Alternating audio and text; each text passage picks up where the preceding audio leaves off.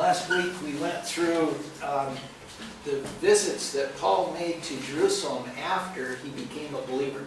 На прошлой неделе мы прошли через посещение Павлом Иерусалима уже после того, как он уверовал. Remember how many times he visited Jerusalem? Помните, сколько раз он посещал Иерусалим? And why does he make that point that he just went to Jerusalem 5 times and he explains what he did there? Почему он делает акцент на том, что он посещал Иерусалим только 5 раз и объясняет, что он там делал? Послание главное, почему, да? In the Epistle to Galatians? In Galatians? Yeah. Well, he doesn't mention all of them in Galatians, but why does he make the point that he only went to Jerusalem a few times and he points out exactly what he did while he was there? Почему именно в послании к Галатам он объясняет, он говорит, что и делает акцент на этом, что он посещал Иерусалим только несколько раз, и потом объясняет, что именно он там делал. Он доказывает, что Евангелие, которое он принял непосредственно от Иисуса Христа, что никто не научил. So he proved that gospel he accepted it right from Jesus Christ, and no one taught him, no one from humans taught him to eat. Right.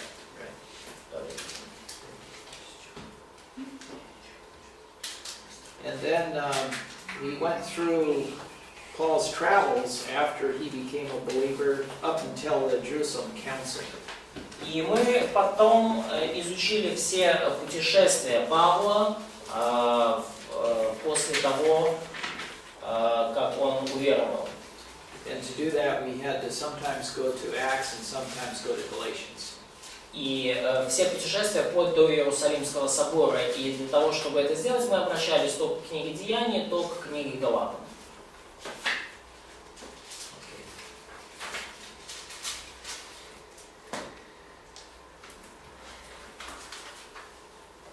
So, do you have any questions on anything we've done so far? Есть ли у вас вопросы по тому, что мы до этого делали? All right, we're going to continue with Galatians, the outline, and we are to number 6. Where and when was the book written? И мы продолжим сейчас изучение книги Галатам, и мы переходим к 6-му пункту «Время и место написания книги». And there are two views on where the book, or when the book was written. И есть два взгляда на то, when, yeah? Yes, when. Когда была написана книга. And so I'll talk about that right now. И я сейчас об этом скажу.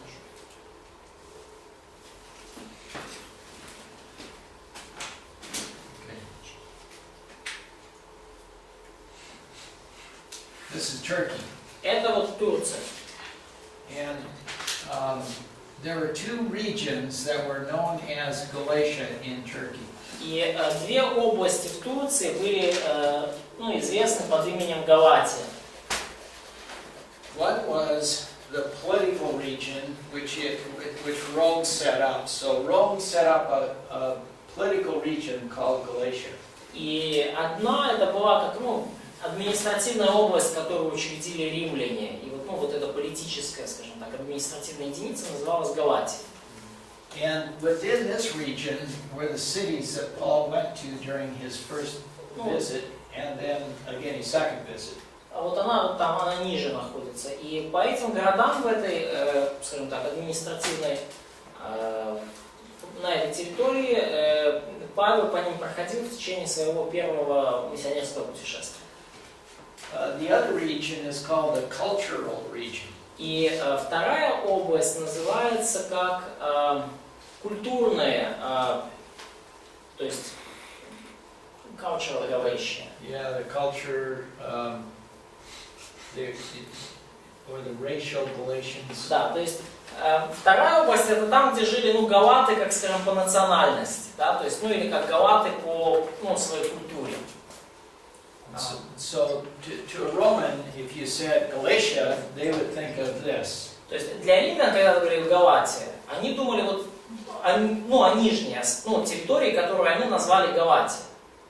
But to a lot of people, if you said Galatia, they would think of the area where the culture of the Galatians was centered. Но для многих людей, когда вы говорили Галатия, они думали вот о той территории, где, где жили люди, которых они называли галатами.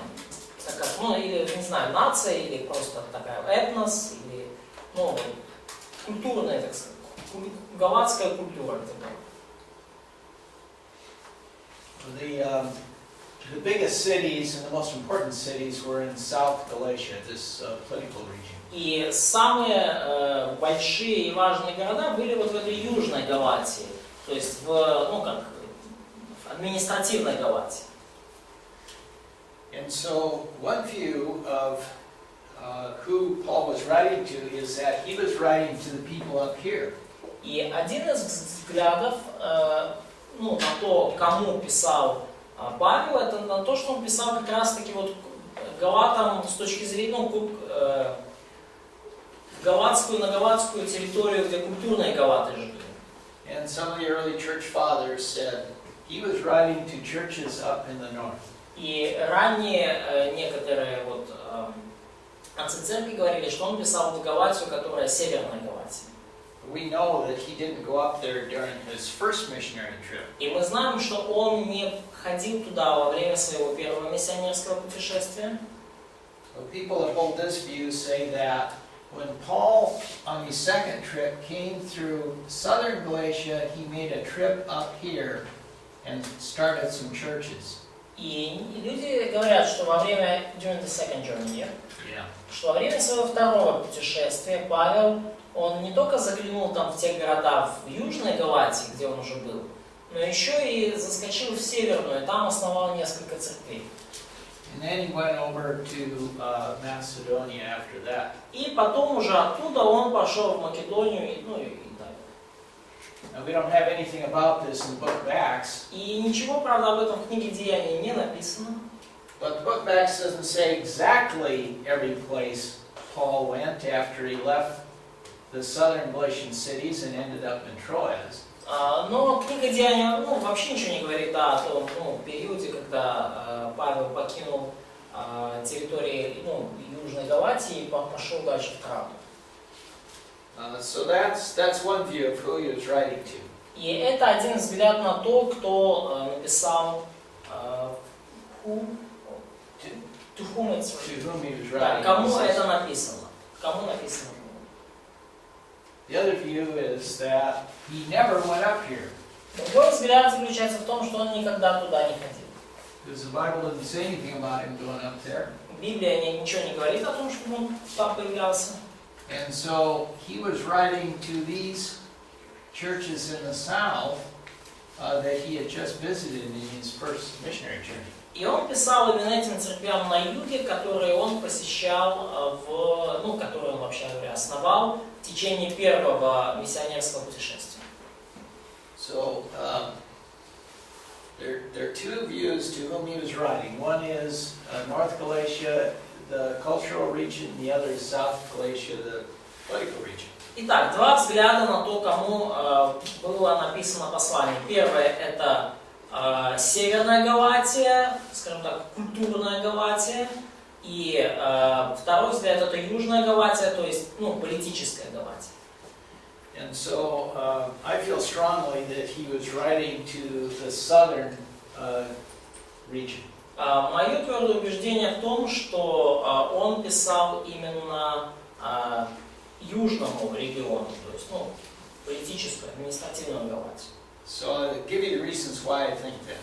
И я вам перечислю причины, по которым я так думаю. And there are 6. И это они в пункте 6. 6, то есть это вот то, о чем он говорит, это пункт 6.1. И сейчас 6.2. 6 points as to why I think he wrote to the southern churches. Да, значит 6.2. Аргументы в пользу the north. Why The I south. think, Yeah.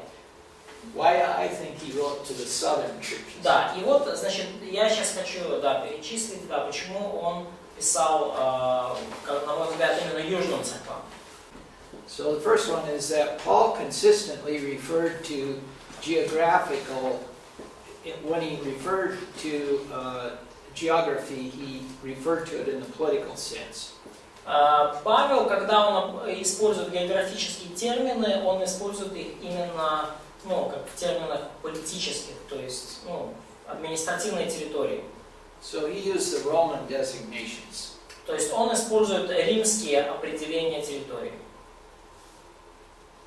Павел, когда он называет территорию, он использует политические или административные наименования, и он использует римские термины, римское разделение территории.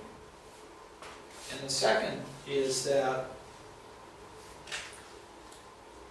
if Galatians had been written after the Jerusalem Council, Paul would have used the conclusions as part of his argument. Второй аргумент в том, что если бы послание Галатам было написано после Иерусалимского собора, то Павел использовал бы заключение, выводы собора в своей аргументации. Если бы послание Галатам было написано после Иерусалимского собора, то Павел бы использовал заключение этого собора в своей аргументации. Okay, so let me explain that so it's not confusing. Давайте я это объясню, чтобы это вас не сбивало с толку.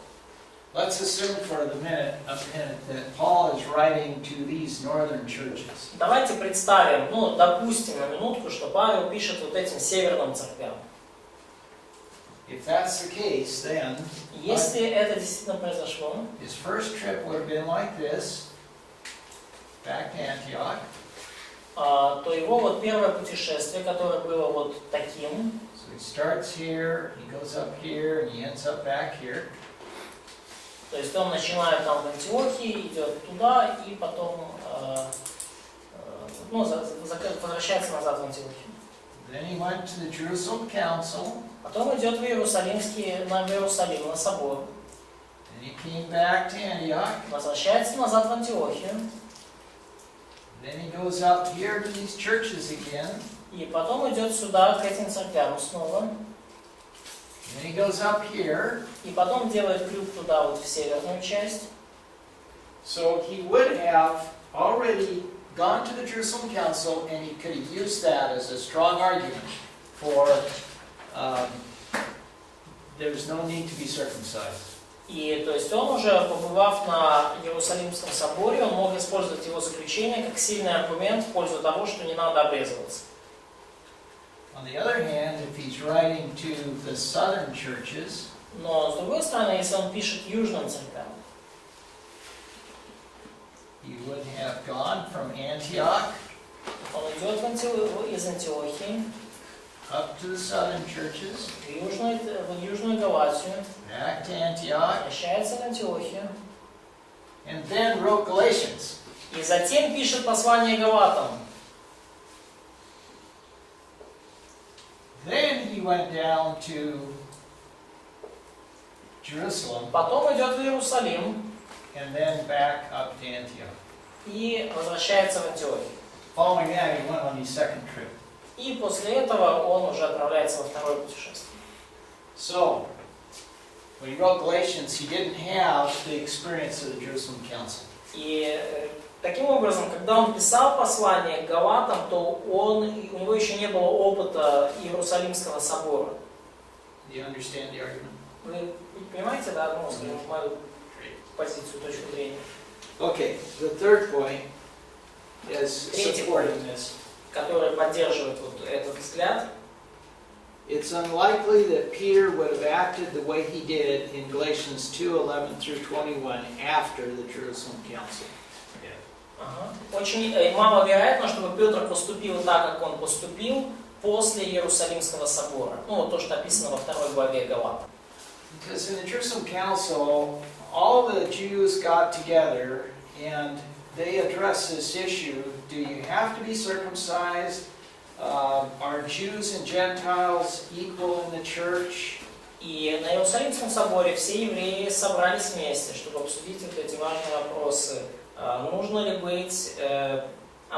ли обрезаться, как евреям и язычникам существовать вместе в одной церкви и так далее. And they decided as a large group И они решили, как большая группа, Jews and Gentiles were equal in the church. что евреи и язычники в церкви должны быть равны. So it's hard to imagine that Peter would have gone up to Antioch after that and refused to eat with И Gentiles. трудно представить, чтобы после этого Петр пошел в Антиохию и там бы отказался есть вместе с язычниками. The fourth point. Четвертый пункт. This South Galatian view fits with Acts because Acts doesn't say anything about going up to the north. Взгляд на адресатов, как, на Южную Галатию, этот взгляд, он поддерживается книгой Деяний, потому что книга Деяний ничего не говорит о каких-то путешествиях Павла в Северную Галатию. Книга Деяний ничего не говорит о путешествиях Павла в Северную Галатию. And the fifth point is that these cities were much more important than the villages up here. И пятый пункт – это в том, что города в Южной Галатии были куда более важны, чем деревни в Северной Галатии. They were larger, they were on the main highway. Они были больше, они находились на самых важных дорогах. And because God is getting the church started, He sends the Apostle Paul to the larger cities, the more important cities. И поскольку Бог использовал Павла для зарождения, основания церквей, то Он его посылал самые важные и стратегически, большие и стратегически важные города. And the sixth point, which is the last one, is that Barnabas is mentioned in the book of Galatians. И шестой пункт в том, что Варнава упомянут в книге послания Галатам. Why would Paul mention Barnabas, since Barnabas was not with him when he went to the northern churches? Почему бы Павлу упоминать послание? So he wasn't, Barnabas hadn't joined him in second mission. Right. Да, то есть зачем бы Павлу упоминать Варнаву, если Варнава не присоединился к Павлу во втором миссионерском путешествии, где теоретически он мог зайти в эту Северную Галатию. They would have said, "Who is this guy? We don't even know him." Они бы сказали тогда, кто этот человек, мы его не знаем. То есть Павел упомянул Варнаву, и это доказательство того, что это произошло еще до второго миссионерского путешествия, куда они пошли уже полностью. Any questions on that? Есть ли какие-то вопросы на это еще?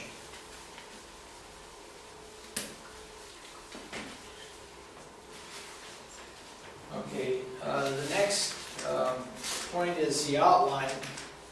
Следующий пункт – это план книги.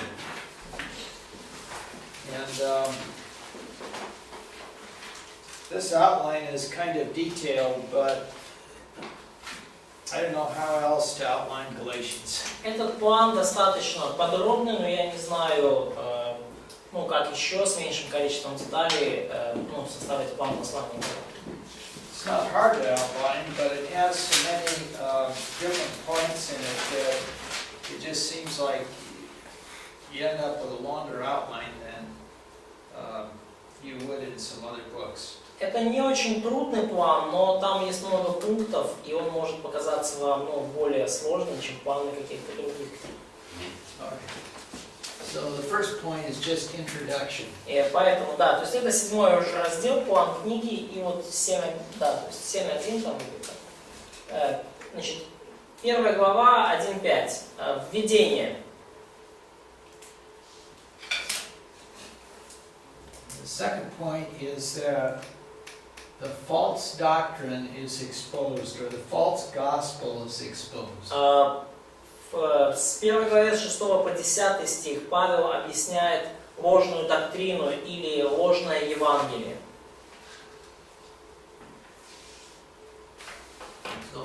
just starts out right away and he says, I can't believe that you departed from the gospel so quick. И да, Павел начинает сразу же с места в карьер, и он говорит, что удивляюсь, что вы от призвавшего вас благодатью Христову так скоро переходите к новому благовествованию. То есть он показывает ложную доктрину.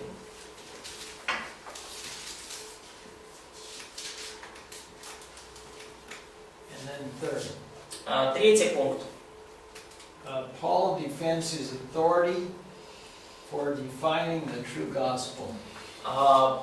Павел защищает свой авторитет или свою власть для определения истинного Евангелия.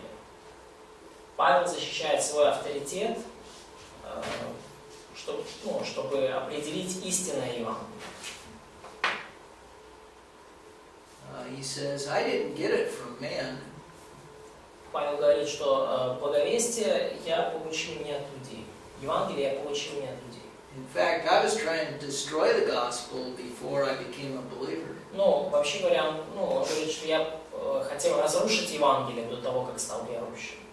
But he said God had actually chosen me before I was even born. Но Бог избрал меня еще до того, как я родился, To preach the gospel among the Gentiles. чтобы проповедовать Евангелие язычникам. I didn't get my information from Jerusalem. Я не получил свою информацию из Иерусалима, I got it from Arabia. и я получил ее в Аравии. Next is that Paul defends his gospel before the church leaders. Четвертый пункт. 2 глава с 1 по 10. Павел защищает настоящее Евангелие перед руководителями церкви. Павел защищает настоящее истинное Евангелие перед руководителями церкви.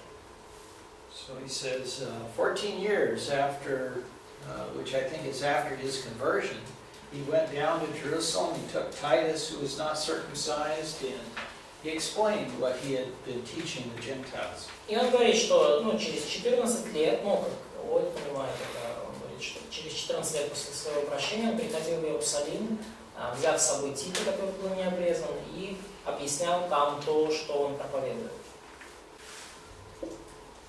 And then he defends the true gospel before Peter personally. Пятый пункт. Павел защищает истинное Евангелие лично перед Петром. So here he confronts the Pope.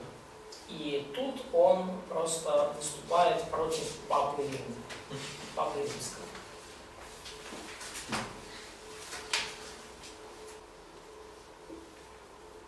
The sixth point is faith versus works. Шестой пункт. Вера против дел. Chapters 3 and 4. Главы 3 и 4. I'm not going to give you a further breakdown of this, but if you look through these chapters, you'll see he argues that our experience teaches faith, not works. Я не буду вам уже сильно давать, скажем так, разделение в этом пункте, но просто когда вы будете читать, то вы увидите, что первое, наш опыт учит о том, что вера, отличается, вера не есть дела. And Abraham teaches faith, not works. Далее Авраам учит, что по вере, а не по делам. Опыт учит, что по вере не по делам. Авраам учит, что по вере не по делам. And logic teaches faith, not works. Далее логика учит нас, что по вере, а не по делам. And dispensations teach faith, not works. Далее диспенсации учат нас, что по вере, а не по делам. Диспенсации. And when I was teaching you, your experience taught faith, not works, because you were saved by faith. И когда я... That's a kind of 765? Yeah, 6:5. Galatians. early walk taught faith, not words. Да, и что опыт самих галатов говорит, что они были научены жить по вере, а не по делам.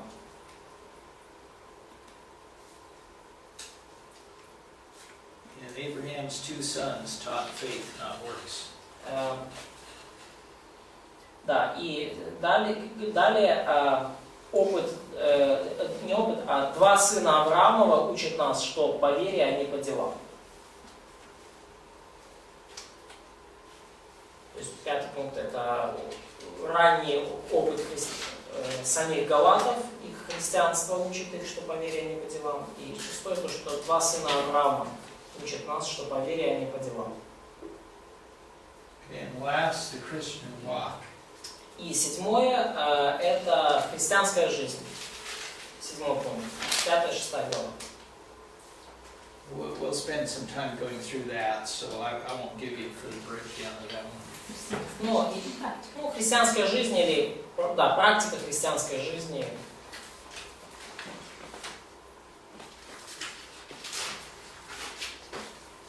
И чуть позже я дам вам более подробное разделение по 5-6 главам.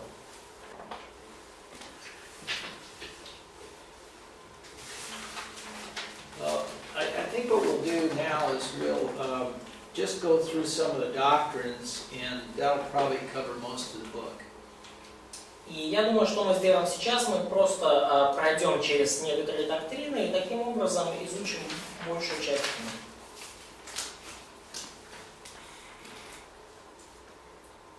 Восьмой пункт — доктрина. And so the first doctrine that I had from the book is the gospel. Первая доктрина, которую я вывожу из книги, это Евангелие. And the word appears 11 times in this book. Или, в синодальном благовествовании. Это слово встречается 11 раз в книге. So let's look at one of those. И давайте посмотрим один раз, по крайней мере, на одно его употребление. And read verses in chapter 1, read verses 6 through 9. Прочитайте, пожалуйста, в 1 главе с 6 по 9 стих.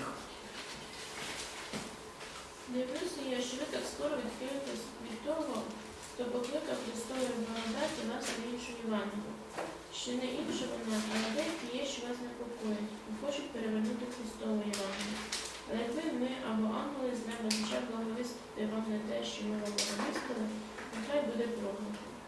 Як ми перше казали, і тепер знов кажу, коли хто вам не те благовістить, що ви прийняли, нехай буде проклято. Okay. So from what you know of what Paul taught and what these false teachers taught, what is the true gospel that Paul taught and what is the false gospel that these teachers taught? Из того, что вы узнали о том, чему учил Павел и чему учили вот эти лжеучителя, what's the difference, yeah? Yes. Да, в чем отличие было от того, чему они учили, и того, чему он учил? Другое благовествование. Another gospel. Yeah, what is it? В чем именно? Что-то нужно Вера добавить. А? Вере нужно что-то добавить. So you need to add something to the faith. You need to add some works to faith. Yes. Да, то есть, And what was a work that they were really thought was important? и что это было за дело, которое, в общем-то, не было таким уж важным? Обрезание. I don't know. In the first or second year that I came to Ukraine, I taught a home Bible study. И в первый или второй раз, когда я был в Украине, я преподавал на группе изучения Библии. And afterwards, a lady came up and asked me to pray for her family. И после изучения Библии подошла ко мне женщина и попросила молиться за ее семью. So I asked her if her husband was a believer. Я спросил ее, а муж ваш верующий? She said, no, he can't be because he smokes. Она говорит, нет, он верующим быть не может, он курит. I said, what? Я говорю, что? Yeah. She said our church won't allow him to be a believer because he's got to give up smoking before he can become a Наша believer. церковь, говорит, не разрешила ему быть верующим, потому что он все еще никак не может бросить курить. I said, you really need to find a different church to go to. Я сказал, тебе надо, скорее всего, найти какую-то другую церковь, чтобы туда ходить. And we talked about what the Bible says is required to become a child of His. И мы говорили о том, что Библия говорит, And что требуется для того, чтобы стать ребенком Бога. I'm pleased to say that her husband did become a believer. И я рад был сказать ей, что ее муж таки был верующим. In fact, I've seen him in church. И я видел его в церкви. And I've also seen her in church. И видел ее в церкви. So she did change churches. Ну, и они поменяли церковь в итоге.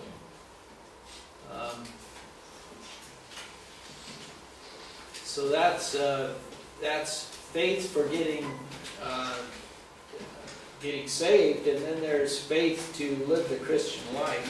И мы видим, что вера нужна для того, чтобы получить спасение, и вера нужна для того, чтобы жить христианской жизнью. And for some reason, Baptist churches have a tradition of requiring believers to do certain things if they are to be spiritual. По каким-то причинам у баптистских церквей есть определенные требования, определенные дела, которые требуются от верующего, чтобы быть духовным. And I was teaching Galatians back home, and in my class was a lady from Kazakhstan. Я, когда вернулся, я преподавал галатам у себя в церкви, и вот в моем классе была одна женщина из Казахстана. And she said, well, do you think you can, as a Christian, do you think you can mow the lawn on a Sunday? Cut the grass on Sunday. Да. И она говорит, спрашивала меня, что, а вот скажите, вот христианин, он в воскресенье, неужели он может постригать газон? I said, of course you can cut the grass on Sunday. Why not? Я говорю, конечно, может постригать газон, в воскресенье, почему нет? She got really mad. И тут ее прорвало. She said, my father says that you do no work on Sunday. Она говорит, мой отец говорил, что никакой работы в воскресенье нельзя делать. I said, well, okay, but what does the Bible say? Я говорю, хорошо, а что же Библия говорит на этот счет? And the next Sunday she apologized. А в следующее воскресенье она извинилась. And she's still coming to the Bible classes. И она все еще приходит на классы по изучению Библии. That was several years ago. Это произошло несколько лет назад. But we become a child of God by faith, and then we live by faith. И мы становимся детем Божьим по вере, и потом мы живем дальше, тоже по вере. So I don't know what background that you come from. И поэтому я не знаю, из какое ваше духовное происхождение. If you became a believer and then got into a good church, you probably are not confused about things. И если вы стали верующим и в здравой церкви, то вы, скорее всего, это с толку не собьет. But sometimes people that grow up in a church have a background that's very confusing. Но иногда люди растут в таких церквях, что это, в таком контексте, что это может их очень смущать. Any comments or questions on that? И вот они подходят вот с такого рода вопросами. Okay. Есть ли у вас вопросы или комментарии на этот счет? Галатам очень хорошая, глубокая книга. Galatians is really good and deep book. Yeah. Как Ефесян. As much as Ephesians. As much as Ephesians. Yeah. Надо уметь. Paul did a good job. He can write. Yes. The next point of doctrine is just a theme, so we won't go through it, but it's grace, law, Holy Spirit, flesh, faith, works. Следующее, в разделе доктрин, это, оно же там и в разделе тема. Благодать против закона. Дух Святой против плоти, вера против дел. Okay, the next one is justification by faith. Мы это уже писали. Третье в разделе доктрин – это оправдание по вере. What does the word justification mean? Что значит слово оправдание? Аннулирование грехов. When your sins are nullified, when someone is claimed righteous. Yeah. So write this down. Declared righteous. Объявить праведным. It's a judicial term. Это юридический, судебный термин. So you are a sinner, you have sinned, you're continuing to sin. Вы грешник, за вами есть грехи, и вы продолжаете грешить. But God declares us righteous. Но Бог объявляет нас праведными. So let's look at Galatians 2:16. Давайте посмотрим на Галатам 2:16.